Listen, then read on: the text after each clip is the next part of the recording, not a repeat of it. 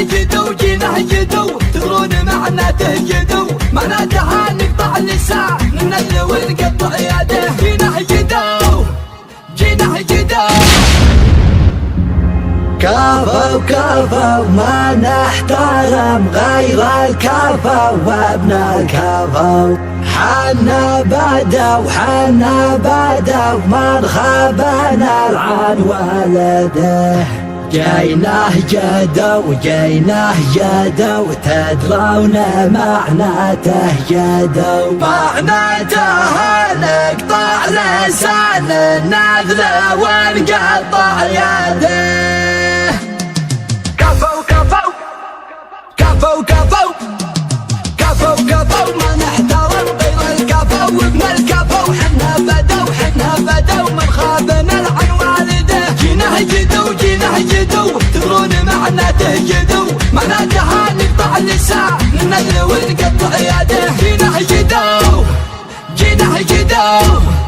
تدرون معناته جدو معناتها نقطع اللسان ننزل ونقطع يده يا بنانا خواعيا الابليس وتحدى الابو والكف ولا جني ولا انسي ينادي الحياه وعيالنا تضحك بوجه الضيفه من قبل الحبل واقصانا نغلبهم يا سلم وتزبن في الوجه الدواء صعبه احس اني من الدنيا بطير كل ما جاتني هواجس يجي راسي جنان وانت يا اللي ما تبلط الحدي عادك صغير كل ما اتمنى تضاع في جيني عنفوان جيناه جدو تدرون معناته جدو معناتها نقطع لسان النذل ونقطع يده يا بنانا خواعيا الابليس وتحدى الابو والكف ولا جني ولا انسي ينادي الحياه كل يوم اكبر مع الوقت في عين الكبير وانت تسخر في عيون النشافه يا جبان تنبش النمى وتقول له سرك ببير وانت تبغى سبته بلاد وتشوه بلان لين صارت قيمتك مثل مكيال الشعير لعن ابو جدك على ابوك يا وسخ اللسان جيناه جدو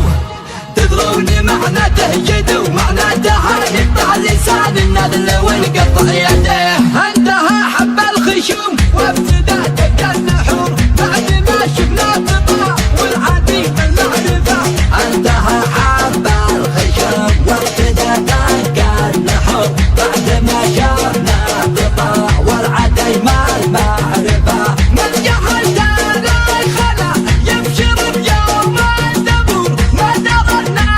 للطول وجه حتى نحرفه لا تهور يا ولد لا تلف ولا تدور اسأل اجدادك ترانا حماة الطرفه رمينا بالراس والباتره وسط الصدور وفي زمان السيف لا راس عن النهذبه مننا اول قبيله تصرح بالظهر وعدنا كل التقام يلوي كون طايفه جيناه